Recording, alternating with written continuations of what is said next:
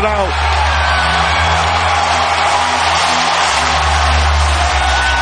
The Thunder have taken the NBA by storm. For the first time, the NBA champion resides in Oklahoma City. The storybook season is complete.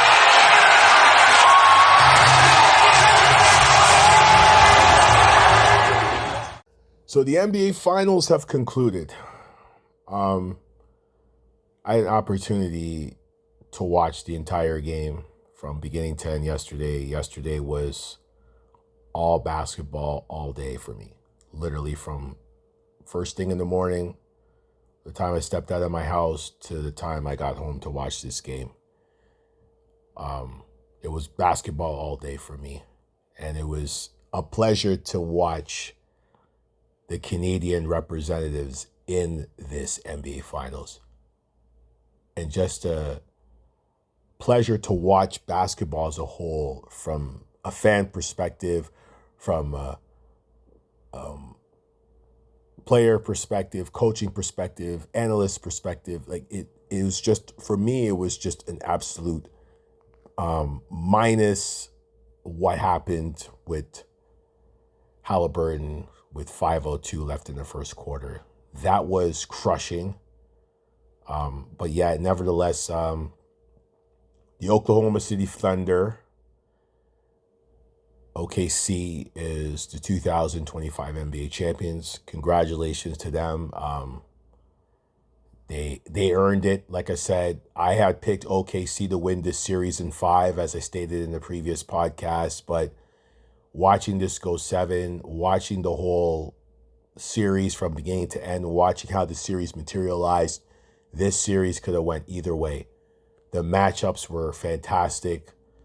For example, watching Andrew Nembhard guard SGA, him just being a pit bull on him and doing whatever he could to neutralize him or just kind of hold him at bay. I mean, another thing again, 2 Canadian players making a huge impact in the finals.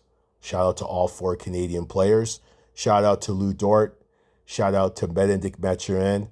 Shout out to Andrew Nembhard. And of course, Finals MVP SGA, Shai Gilgeous-Alexander. Shout out to all 4 of these guys. It was a pleasure. Like I said, my day started off with basketball and it ended with basketball. And there is nothing more gratifying than that for me, because it's a game that has given so much to me. Because in life, we always talk about what people do, what people don't. People are not going to give you the same energy and the same respect as something that you love, like basketball.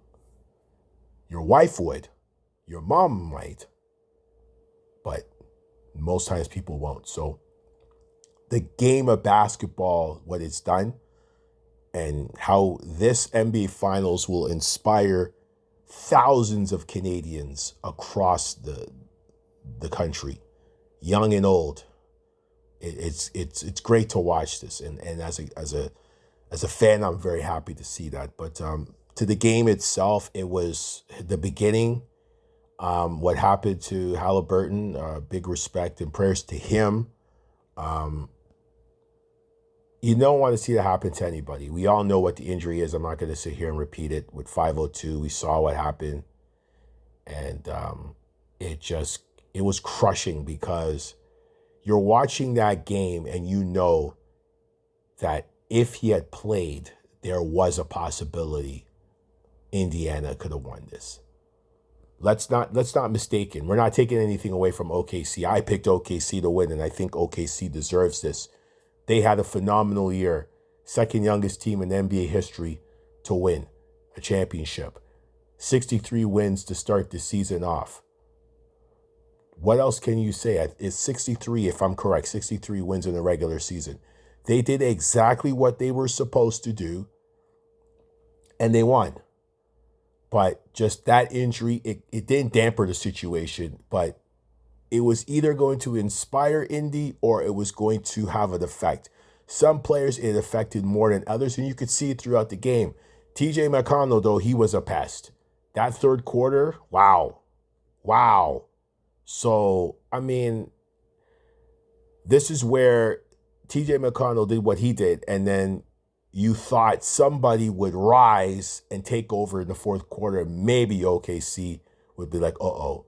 But it never got to that point. OKC went on that big run, and they never basically, let that up. And I think the closest Indy got was 9 points. So there's so many takeaways from this NBA Finals. It's amazing. Like, even Obi Toppin, like, being a Knicks fan, I did not like what happened with him and Tibbs. I was not happy when he got traded because I felt that there was so much potential. And I had mentioned it to various people who asked me about the trade. And I said, what? What is going on? And like I said, with the Tibbs situation, I already talked about it on the podcast, but things like this are what's people going to look back and say, this is maybe one of the reasons why he got let go, because we let go of a player like this, and look what happened to him. Hartenstein, free agent, had to let him walk. I believe they could have done something. They could have bent a little bit. Hartenstein goes to friggin' OKC as a phenomenal backup, and look what happens. Can you imagine if we had Hartenstein as our backup in New York? No further comment, man. Like, those are the things I pay attention to. I'm not just some fanboy who's doing a podcast and ranting about, I don't like this team, I don't like these players. Like, there was a guy that's trending on social media right now showing how much he hates OKC, and he's an Indiana fan. He's more racist than you could ever think. It's not just about hate. Trust me, there's a lot of racism in his tone, but nevertheless, if you ever hear it, I forget the guy's name. I'll mention it next time on my podcast if I feel it's important, but I won't because he's not important. But there is a video going viral with this guy ranting about OKC. He hates them, this and that. SGA travels. He's a bum. But this is just one of those NBA Finals. You're just like, wow. Especially the way the season was. Players barely playing games and sitting out for whatever reason, and the quality of games, absolute pathetic and disastrous All-Star weekend. The playoffs actually picked up the pace, and then we get to the finals and we're like, wow, I actually sat down and watched all 7 games. When was the last time that happened? So congratulations to both teams for getting my attention. And I have to say both rosters were solid enough to win this. Rick Carlisle and Mark Daigneault. Mark Daigneault, only 40 years old, a young guy, so much promise. And you got the veteran, the wily veteran, a master, a chess master in Rick Carlisle, who did everything he could. That one injury what else can you ask for? So the NBA Finals, it's something for the ages as far as I'm concerned, just for the fact that it's going to inspire a lot of youngsters out there. Now, I'm not saying to play the right way because the NBA has a lot of things that are disagree with. But in terms of the motivation and the effort, this finals distributed that on many levels. Everybody came to play. There were no, I don't feel like this. And like guys came out and played. Like, you even look at the numbers, like Indiana, it was crazy. There was a crazy stat with Indiana with, I think it was points-wise. If I could find this here, I want to share this on the pod here. Let me see if I can find this. Sometimes these things are just so accessible now with social media and the internet and all this other stuff. Oh, here it is. So the Indiana Pacers had 8 players who scored 200 or more points in this finals. Scored more than 200 points in this finals. Pascal Siakam, how can I mention his name like that? Pascal Siakam, of course, Halliburton,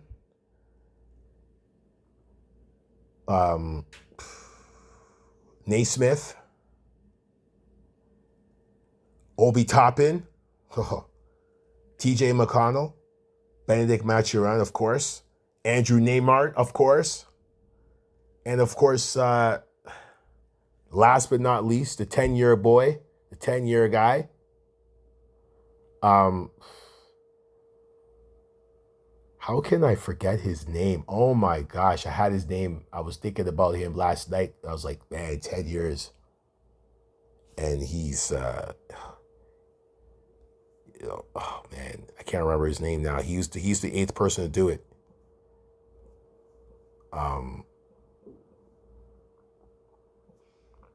What's his name again? I can't remember now. Miles Turner. I apologize, folks. So let me run this down again. And I'm going to give you the numbers. So Pascal Siakam had 456. Tyrese Halliburton had 390. Turner had 311. Naismith had 288. Neymar had 272. Benedict Mathurin had 219. Obi Toppin had 216. And TJ McConnell had 202. That is crazy. You might think it's boring. Oh, why would he do that? Why would he say that? That is a crazy stat. I don't think I've ever heard anything like that or seen anything like that. Like, that was completely like what you call sharing the wealth. That was distribution. This is 8 guys. This is Rick Carlisle we're talking about. This kind of basketball, I would take it any day of the week. OKC, I'm sure OKC has similar numbers. But this stat popped right in my face via Twitter, and I was like, what? This is nuts. So, I mean, again, this finals is just, it's very special. It has that thing. And for Canadian fans and for Canadian supporters, these guys weren't just sitting on the bench and playing 10 minutes. These guys were all integral parts in their team's success and their success in the finals itself. There's not a lot that separates these two teams. There isn't. And Indiana doesn't have superstars. They got stars who know how to play basketball and know how to win. So if you hate on Indiana, or you're just one of those idiots who hates on Oklahoma City, you don't know basketball. You don't understand it. So this finals was a treat. It was special. So enough of that. The NBA season has concluded. But on that same day, before the game even started, there was a trade. And the trade, of course, KD going to Houston for Jalen Green, Dillon Brooks. Their 25, number 10 pick, which is this week, the draft is. I think it's Wednesday or Thursday. And 5 second-round picks. What's my take on that? Very simple. I love the trade for Houston. I love this trade for Houston. And I'm always critical about trades and how trades are and what can it do? Does it make any sense? Like the Paul George trade for SGA. I said that was one of the dumbest things ever, because now now these teams the Clippers are giving in to Kawhi's demands. Just because he won a championship with the Raptors, he wants to go there, him and his family, and dictate. And some people say he didn't do it. He was a part of the problem. And now look at the Clippers. You can't dictate things like that. Like that trade, and don't worry, there's a special podcast coming up with that. I definitely have to talk about that trade, because when I heard it, I was like, what are you guys doing? And that being a representative and a fan of Canadian basketball, I was like, what? Whatever. Anyways, this trade, back to the trade, this is great for Houston. They get a guy who can close the game. The problem is with Houston, they could not close those games against Golden State. Jalen Green is not a closer. Jalen Green is not a star. He's a good basketball player. He's flashy. He's got whatever. He's a talented player. He's whatever. He's off the court. I question some of his basketball passion when it comes to like being ready for the next season. You know, a little too much social media life and not enough basketball activities to get himself ready. Then you get KD, who's a basketball junkie. He's a junkie.